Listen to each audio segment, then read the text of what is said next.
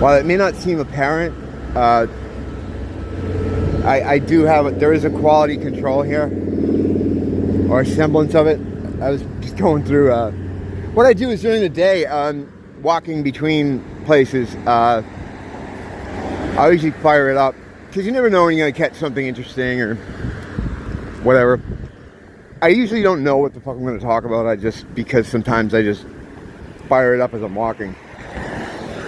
Sometimes I do, but I was going through some stuff last night, and I'm watching this one that I ended up deleting, where I just basically complain about how it seems like more and more people aren't aware of their surroundings or anything. There's a very drone-like behavior. That's how people act.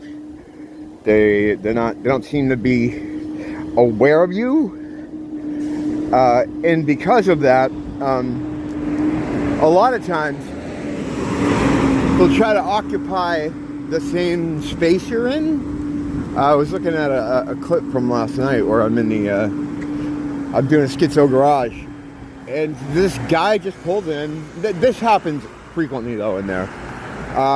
Doesn't live there, just pulls his car in to do something, I don't know, shoot up or something, or some kind of drug thing. But, you know, I'm in the way. And then the cop you have against the wall is in the way. And, oh, no, it's not in the way. He's not taking the space. Just this dance you have to do with people because they don't understand, like, the quantum, I guess, idea of not being able to occupy the same space at once. I mean, you see it here. Like, if I don't study someone's movements and figure out where they're going to go, I'd be colliding with people all day. But yeah, last night, so I'm deleting some stuff, and there's that, and that particular Schizo Garage is very, very schizo. I was having trouble with my medication, something recently that's been happening. I only take one med. And the reason I do is because I can't get off it. And I've told the story a million times, it affects her, you know. And for whatever reason lately, it's been making me feel like I haven't taken it. There's a certain feeling you have when you miss a dose. It's what you get is what I call the brain zaps, where it feels like someone's running a suck out of the laundry when they have that static electricity, running it up and down the sides of your brain. It's like a when you turn your head. It's really uncomfortable. So I had that going on because I was making some connections with what that is and how that relates to you as what you are, the being animating the fucking meat sack. Yeah, and I tripped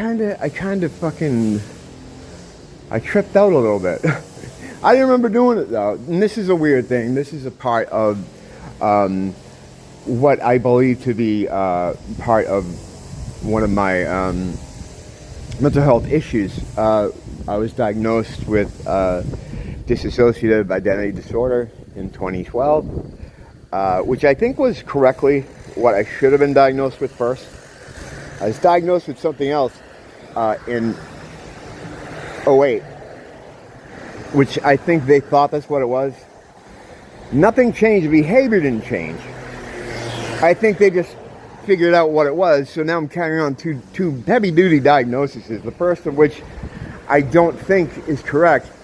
And it was a schizophrenia diagnosis. The reason I think I got that almost immediately when I went into when I was hospitalized, mental health, mental, not hot, the med ward, the mental ward, is because I have family history with it. Both sides of my family. My grandfather suffered from it. Well, they thought he did. And I think back about him and some of the weird stuff he would do. He would lapse into different voices. He'd be in his room, and he would almost be having like a conversation with himself. I was very young at the time, And we'd hear this having dinner with my grandma. Something would be going on about the woman across the street, is looking at him or whatever, and he'd be doing her voice. And so this was labeled as schizophrenia. DID wasn't really that big of a thing back then. It was called or known as split personality or multiple personality disorder.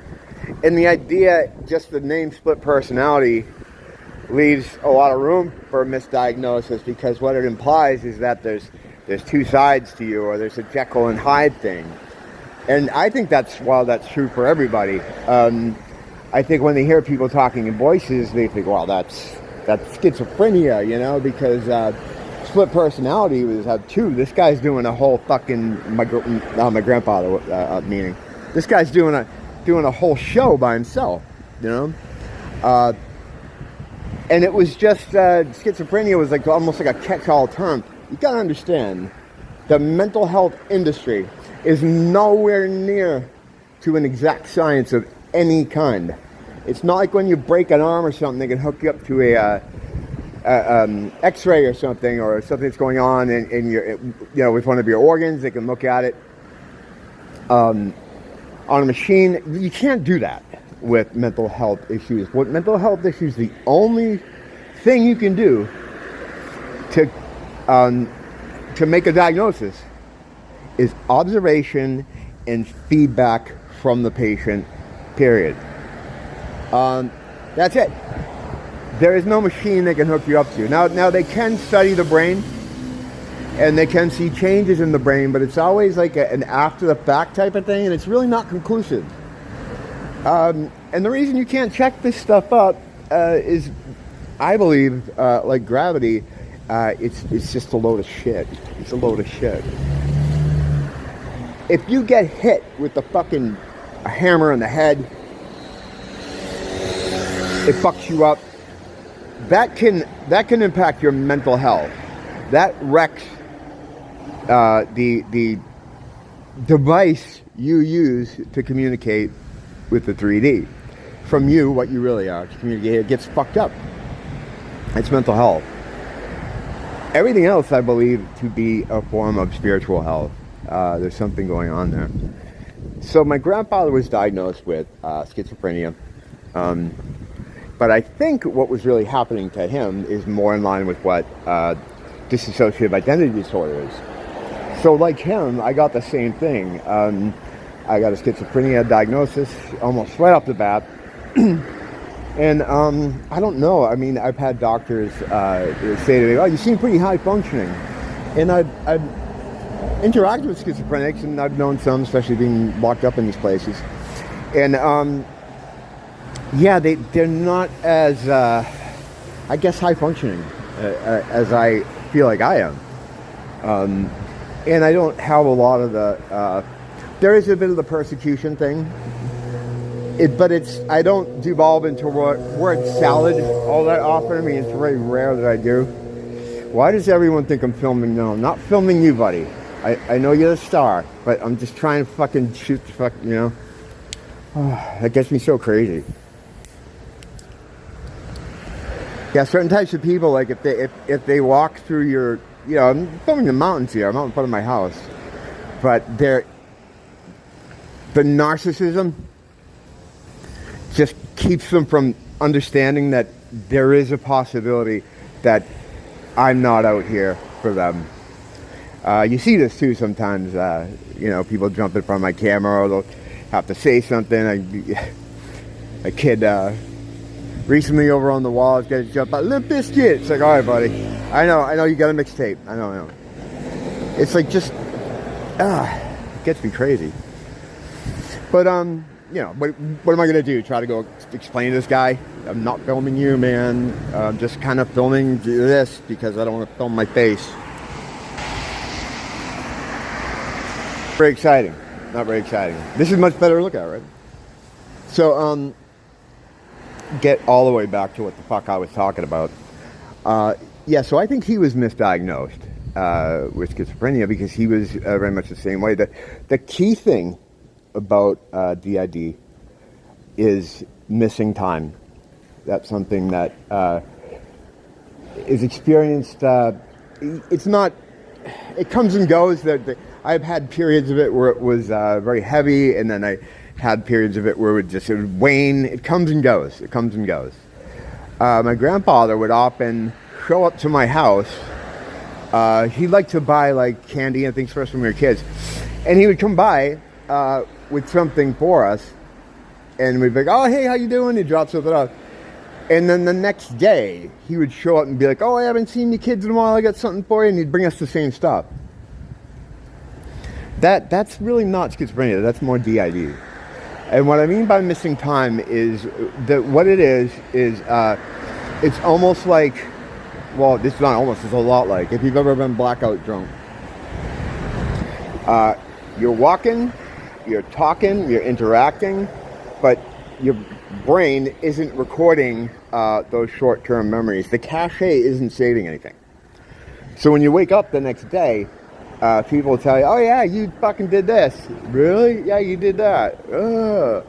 And the thing that makes it worse with alcohol is you're of course intoxicated, your inhibitions are very low, so not only are you doing things without your consent, someone else is driving the fucking car, usually demonic entities, you also have the added problem of being intoxicated, so you make bad decisions or high risk like kind of behaviors, that goes along with it. So it's a shitty combination. Like, to give you an example of some of the things, like I get an email from someone that I haven't emailed in a long time, and I'll be like, "Well, that's weird, I haven't heard from her or him, I wonder what they want." And then I'll look at it, and as I'm reading it, I'll see that there's an attachment from me. I emailed them first. And when I read it, it's me, I wrote it.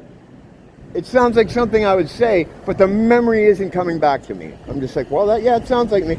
A lot of times it can be a little bit like, a little bit familiar, a little bit cheeky, a little bit, like I'm trying to be humorous, but it's not working, or it's just a little bizarre, like I call them like moods. A lot of people get into this whole thing where they try to give names to their personalities or whatever. You see like a lot of teenage girls, these self-diagnosed ones on TikTok, like 70% of the girls there have DID. Self-diagnosed, of course. And, they'll come on and be like, "Oh, today I'm Jane Fierce. Jane doesn't like fucking brownies." In my experience, it's nothing like that. There's nothing like that. And I know a lot of people that do suffer from mental health issues don't like to cast doubt on the issues of others, but I am, because I think most of them are full of shit.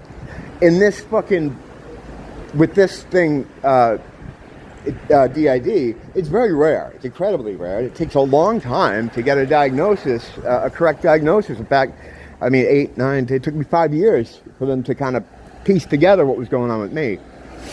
But the hallmark, the main thing, is missing time. Again, to give more examples, I'd be home and I would see something in the room, be like, "What the fuck is this?"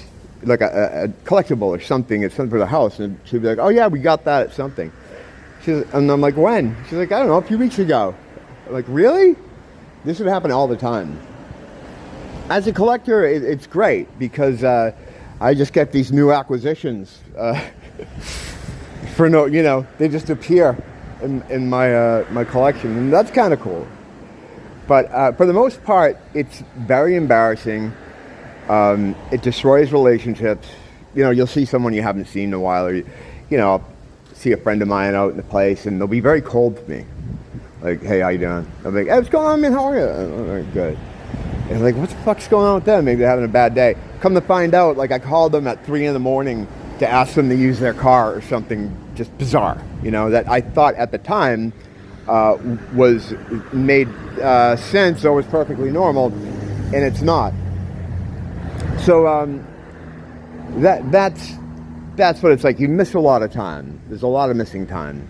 what's been good for me with making videos here for the past few years is that I can kind of track the behavior. I can kind of see when I'm driving, when I'm not driving, who's driving, why are they driving. Also, Nia helps me a lot with this. She fills me in on a lot of stuff that I do or have done. I've never done anything like where I've been harmful to people. I think what it is, I mean, there's a core you. There's a core fucking you. And you're not going to stray all that far. In my opinion. I think, it's not as Jekyll and Hyde as, people might think or it's been made out to be. In my opinion, in my experience, or like how it's portrayed on fucking TikTok, I don't think it's helpful to have these self-diagnosed teenagers running around putting all this information out there because it gives people the wrong idea of what it's about. It's a cried wolf situation. It took me a long time to even start talking about this shit. This isn't something you want people to know. I think it was, I don't know, it was years before I kind of talked about it in this kind of thing, in like public, or like on social media, or I would sometimes discuss it on a radio show I was on, but it's not something I wanted fucking anyone to know. None of that stuff, none of the mental health stuff. It's fucking embarrassing. It sucks. It's a horrible thing. I mean, it's fucking debilitating in many ways. Or to all of a sudden be having a day, and then you check out for a while, and you forget you checked out. It's weird, man. It's weird. It's weird. But it happens a lot less now than it used to. These kind of symptoms or these kind of events, and it's good to have like a support system, people around you that know where you are, what's going on, what you're doing. And like I said, when I've been in these sort of altered moods or altered states or whatever, I'm not usually violent. I'm not trying to. You don't stray far from what I believe is the core you. And I think this is a spiritual problem more than anything else. I think most mental health issues are. I try not to give it too much attention or to make it part of my identity. No pun intended, anyway. I've done a couple of videos on it over the years, but very low key. I don't use it as for attention in any way because it's not something.